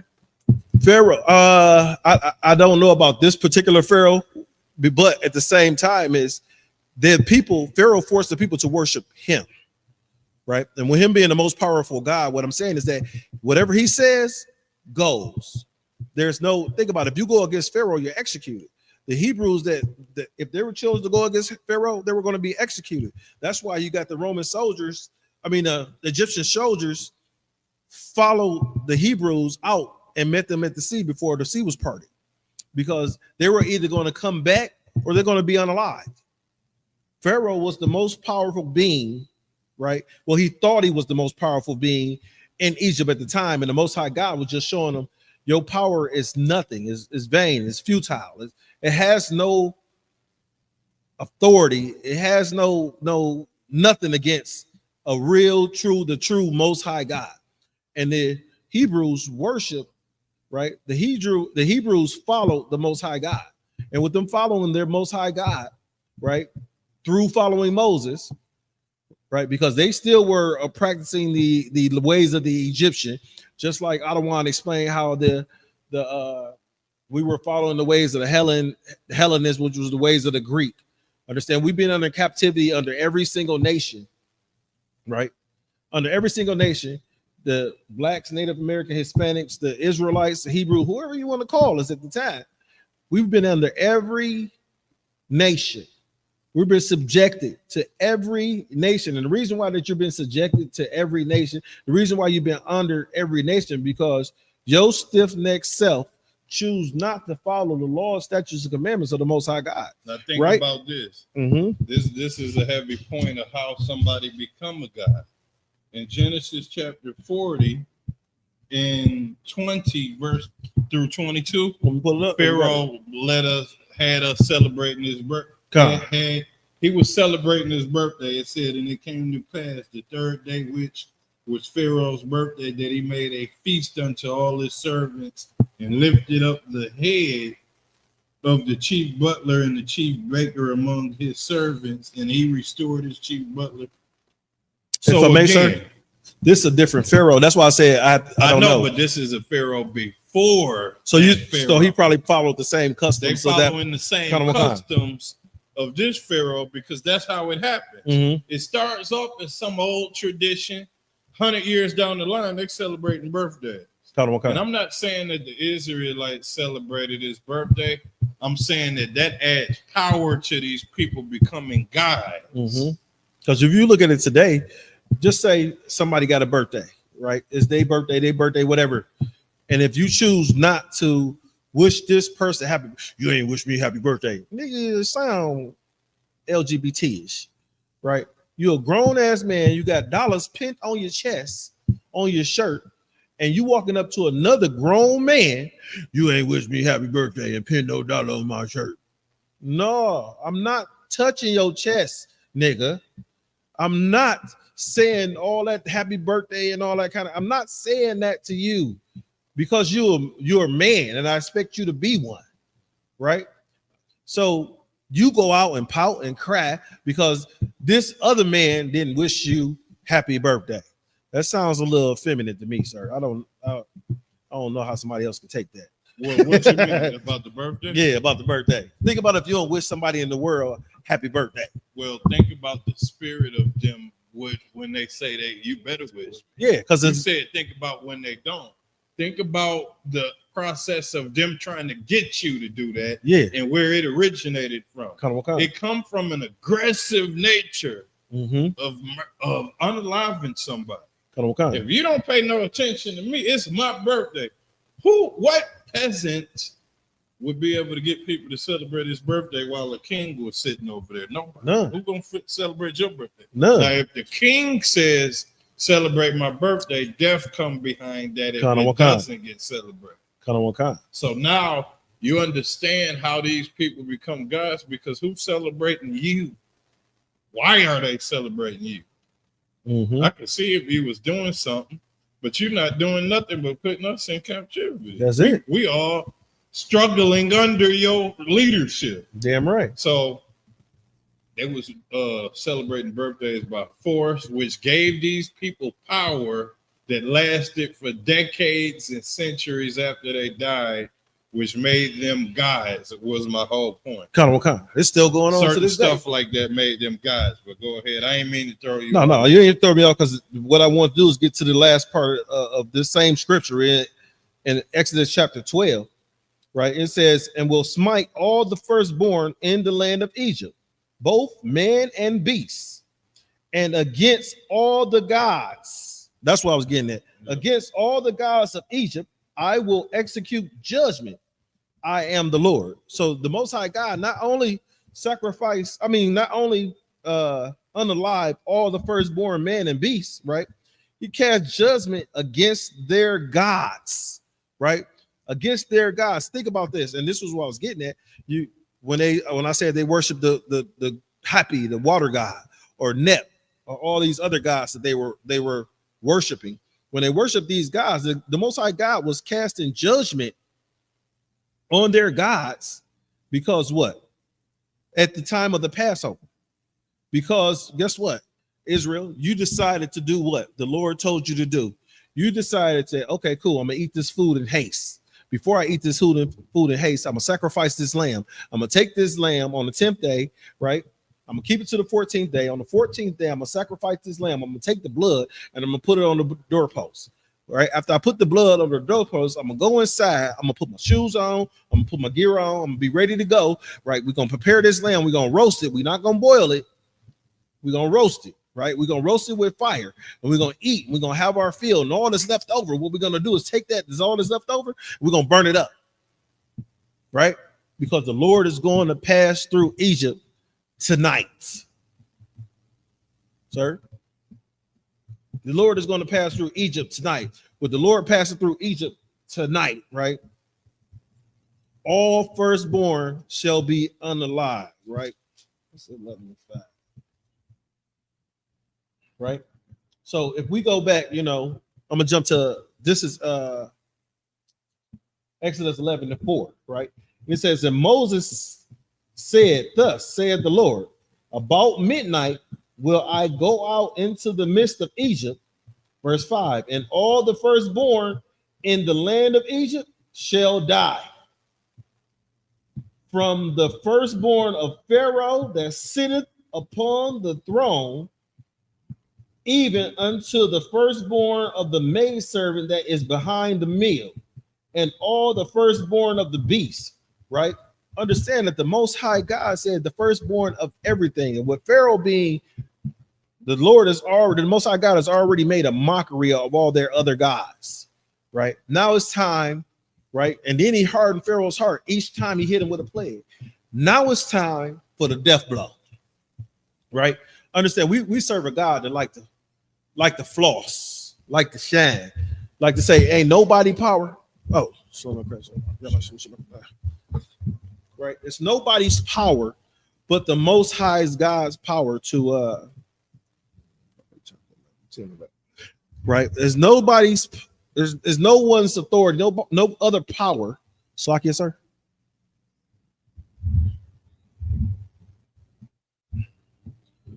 There's no other authority, no other power except the Most High, right? And Pharaoh was a powerful being in Egypt at the time, right? With Pharaoh being a powerful being in Egypt, the most powerful being in Egypt at the time, right? And Egypt was Pharaoh, right? Anything that Pharaoh said happened. Anything Pharaoh wanted to do happened, right? So Pharaoh was the most powerful god, right? Lil G in Egypt at the time. With him being the most powerful god at the time, the Most High God had already mocked the other gods of Egypt, the other deities. The Lord had already mocked. I'm gonna poison your water. Pray to your water god and see if your water god is gonna change what I've made happen. Right? You got a god that look like a frog. All right, go ahead. I'm gonna have these frogs plague you in everything. Every time you turn a stone over, every time you lift up a cup, you put your jacket on, you put your coat on, you put your sandals on, you're gonna have a frog in it. Right? You're gonna have a frog in it. Then last week we learned about the plague of the lice. Right, you know what type of people get lice? Egypt, right? Think about this, Israel. When you see those, they used to have commercials about them. Now I don't know, I don't see too many commercials about them no more. But you used to see commercials about the lice, and you didn't see too many of us. It was said that our hair was too oily to have lice. Our hair was too oily. I don't know how true that is. That's just what was said. But at the same time, is when you see these lice outbreaks in the school, guess who was attacked? It's not you, Israel, right? It's usually a Edomite, and now they got to put some type of quarantine, right? They got to de-lice the school and all that kind of stuff because one of these unclean Edomites have brought lice into the school, right? What we got going on? Let me check the comments real quick. Who we got? Oh, it's Tonica again. I mean, Tanika. Shalom, sis. You know, anybody else we got in there? Any questions? If you have any questions, comment, go ahead and put them in there. We'll go ahead and continue to answer, right? So let me continue on with this, right? So we've seen from last week to this week, we've seen the Most High God basically just shine all on the Egyptians, flossing, showing how great his power is, right? Think about this. The Lord is not using bombs and like man does, or spears, or he's not using any type of weapon, man-made weapon, or, you know, to destroy the Egyptians. What he's doing is what we call natural resources. You know, I mentioned this last week. What we use, or what we call natural resources. Think that the frogs, the lice, that's of nature. The water, that's of nature, right? The unaliving of the firstborn of Egypt, right? That was that was the attack. I'm not gonna say it was a soul attack on Pharaoh, but that was attack against Pharaoh, because Pharaoh's son was unalive during this time. And Pharaoh was like, hey, you unalive my son. And then, you know, when we continue to read, right, I'm gonna go back to Josephus, and this is why Pharaoh, because of the unaliving of the firstborn, this is why Pharaoh said, you know what, I'm gonna let those folk go, right? But understand, after every plague, Pharaoh hardened his heart and wanted the Hebrews to come back and start to serve him again, right? Was it any different after the plague of the firstborn? No. And the reason why I say no is because that's when the Egyptian soldiers followed after the Israelites, the Hebrews. That's when the Egyptian soldiers followed after them, right? Because the Egyptian soldiers, their job was to gather up those Hebrews that left and bring them back to Egypt, right? So what we're going to do is we're going to jump to the book of Josephus, right? Like I keep saying, this is book 2, Antiquity of the Jews, Salakia. We read chapter 6, right? So this is chapter 14, right? And this is how the Hebrews, under the conduct of Moses, left Egypt. It says, so the Hebrews went out of Egypt while the Egyptians wept. Now understand, this is after the plague of the firstborn. We're still there. So the plague of the firstborn is hit. Firstborn beast, firstborn man, firstborn everything has been unalived by the Most High God. Scientists prove it. Prove how Moses split the Red Sea. Prove it. They want to say, oh, the sea dries up at such time. No, it doesn't. No, it doesn't. Right? Science can't prove the things that our God, the Most High God, science can't prove how these things happen. They keep saying that there was a great boom, and after that great boom, it created all the you got the galaxies and the universe and the planets and the suns and the stars and the what is that, the other things that's out there in space. And so it created the fish and all this kind of stuff. A great boom did this. These scriptures say the Most High God said, let there be light. Now, the Most High God said, let there be light. Man said it was a sound.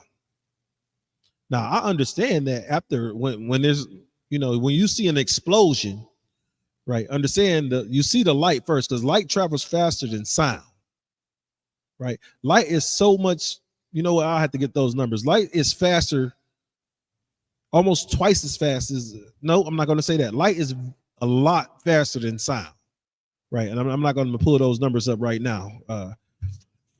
But light is faster than sound. With light being faster than sound, the Bible said, let there be light. Man said it was a big boom, the great boom. Let there be light. The great boom. The light will get to you faster, much faster than the sound to get to you, right? So that's what I'm trying to explain is that's how slow, if you can do a comparison of how slow man is compared to God. You know, you look in the scriptures, the Bible says that his ways are not our ways, speaking of the Most High God. I'm paraphrasing the scripture, like the Most High God's ways are so far above our ways, it's like the heavens above the earth, right? Right. His ways are so much higher than our ways. Understand this is that light is so much faster. God said, let there be light. Man said it was a great boom. Light is faster than sound. Right. But to go back, it says, this is chapter 15, the antiquity of the Jews. This is paragraph 1. It says, so the Hebrews went out of Egypt while the Egyptians wept and repented that they treated them so harshly. So the Egyptians are repenting that they treated the Hebrews so harshly because they believed they were superior. Pharaoh had the Egyptians, I'm not going to even say thinking, Pharaoh had the Egyptians knowing they were superior to the Hebrews, right? You have a story in about how you had a Egyptian beating and chastising a Hebrew. Moses unalived this Egyptian, right? Took him somewhere, hid the body, right? Left, come back. Then you got a Hebrew talking about, oh, you got two Hebrews fighting, and Moses trying to break them up. And they're like, hey, you trying to, you gonna do us like you did the Egyptian? So Moses like, oh man, I got to go on a run. Moses had to go on a run because of the people that he tried to save, the people that he's trying to help be delivered out of Egypt, the people that he's trying to help get out of Egypt. He had to run and had because these people was gone. They could have reported him to Pharaoh, right? And if they would have reported him to Pharaoh, guess what? Pharaoh would have tried to come after Moses and put him in prison or whatever. You never know what may happen. I'm not going to speculate, right? So now they took their journey by Letopolis,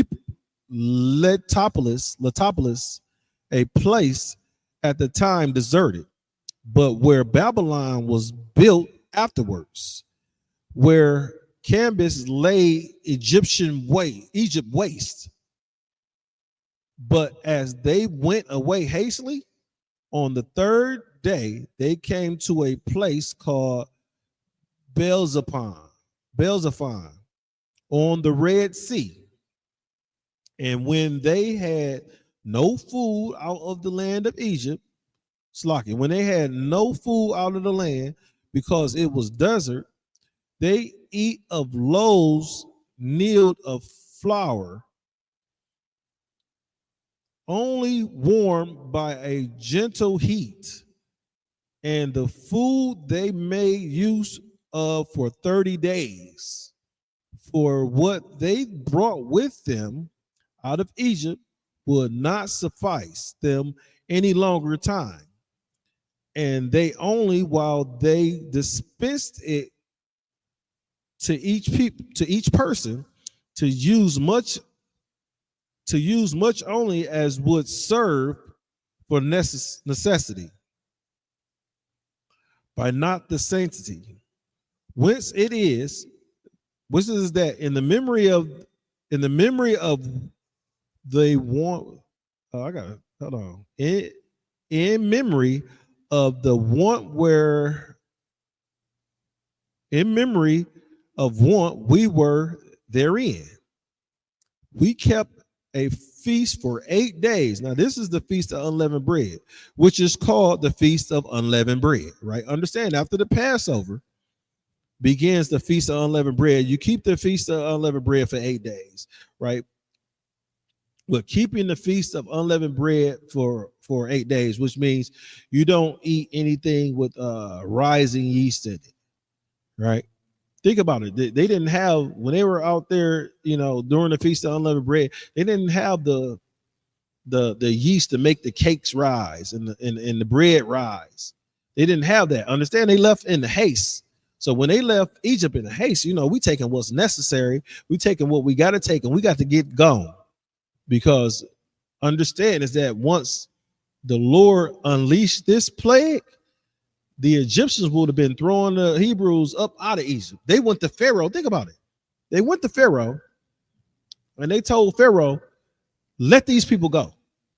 So the people told the king, that's like your people going to, these people going to Donald Trump, Tom and Joe and Jerry and Karen, right? They all go to Donald Trump and say, let them niggas go. Because what's going on with them is causing us much heartache and pain. Let them go, right? And Don, they call him, what do you call himself? The Don. The Don.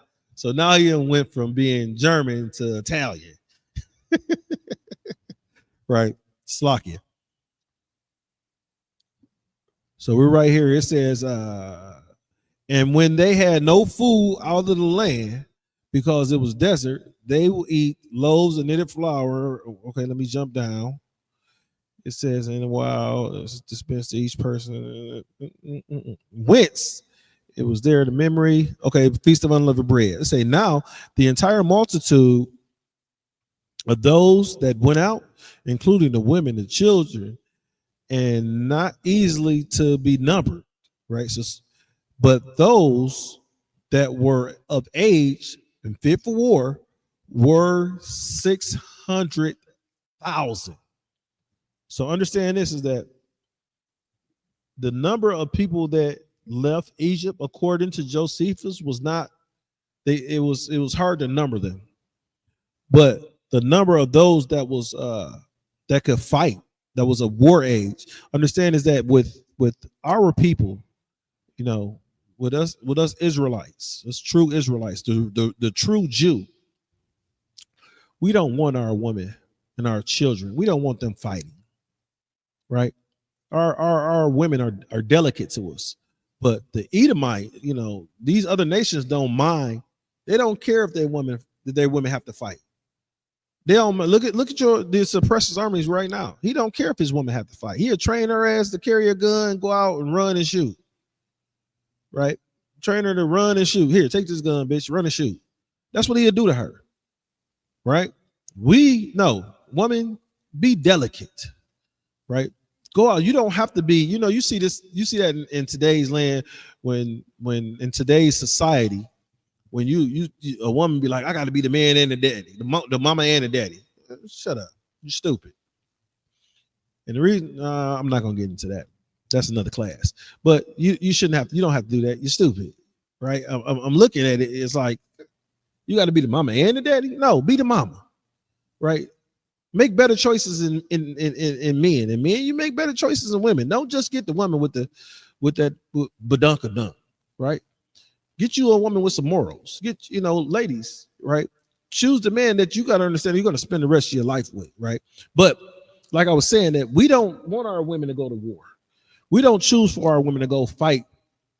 That's why when you'll see the UPK brothers out there at camp, right? You don't see no woman out there at that camp speaking, right? Not behind them lines. You won't see no woman back there behind them lines. You won't see a woman with us on the streets because our women, we protect them. Hey, baby, you stay at the crib. If you got multiple wives, hey, baby, y'all stay at the crib. You go to your house, or y'all come over here, chill, do some arts craft, cook something, have some food for me when we come back. I'm going to war, and I'll see you later because I'm gonna come back, right? So, with that being said, they numbered their women in this 600,000 that could go to war. That's how Josephus numbered our women, right? So, everybody, man and woman of age that can go to war here in the United States, you could go to war at 18 years old. So imagine every woman from, every woman and man 18 and up, because you can go to war 18 and up. Right, every woman and man 18 and up, right? They were numbered, but then we had so many children, right? Adolescents and teenagers and toddlers at the time that couldn't be numbered. So it was hard to count us all. But every man and woman 18 and up was about, and this is war age. I'm just using. I'm not saying it was exactly 18 and up, but every man and woman of war age, it was about 600,000 of those individuals, right? I'm gonna go a little bit more before I end the class, right? It says they left Egypt in the month of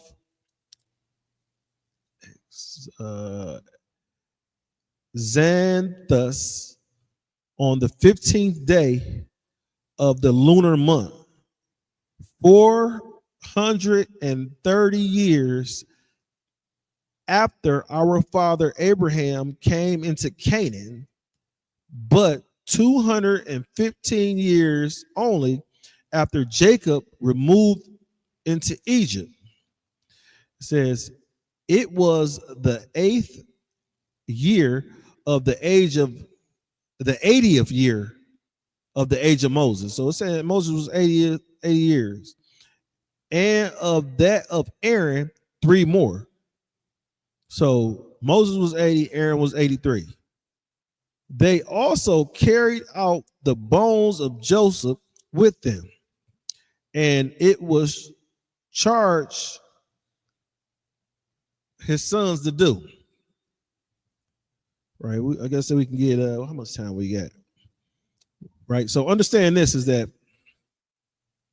the Passover, which we will be down in Atlanta celebrating the Passover, right? April 12th of this year, right? Understand we got some functions and some things going on before that, different type of things going on. They got a Madden tournament. I don't play video games, but they got a Madden tournament going on. You got to look it up, call headquarters and find out when it is. I'm not exactly sure when it is, but for you football playing, video gamers, it's something for everybody to do, right? They're going to have so much at the Passover, and each one just gets bigger and greater, right? This is the family reunion of all family reunions, right? Imagine being able to go to your family reunion and you don't got to see pedophile Ed, Petty Eddie. You don't got to see Petty Eddie, right? You don't got to see late night sneaky uncle. There ain't no late night sneaky uncles at the Passover. Your kids are safe. The young women are safe. The young boys are safe, right? The young men are safe because you don't have that. You don't got we're not going to see the carjackers and the B&Eers. You don't have that at the Passover, right? You don't have that because these are men and women that have the Lord has called, the Most High God has called them, and these men have changed and they raised up families, and you get to see the families of the men that were raised up by the men under Commanding General Yohana that understand and know this here Bible, right? Come there. It's $200, right? Understand it's $200. If you go to a concert in the world, think about what Adawan was just talking about Kodash before he left. He was talking about the black party. The black party is going to be filled with celebrities out of Israel, and it's going to be filled with some celebrities that's in this rappers and singers that's not in the truth, right? We're going to invite those individuals down there. They're going to perform for you, Israel, right? Commander General Yohana has set all this up so that you can have a excellent time. And that's just the black party. And the reason why I bring that up, because this is a party. It's going to be, last year it was, no, don't tell nobody I told y'all this, Israel. It was free drinks. We had free drinks at the black party, right? You spend $200 for your Passover fee. You get into all the events. Now, this is one of it. You got drinks and you got food at the black party, drinks and food at the black party, and also you have these celebrity performers that are coming in to entertain you at the black party.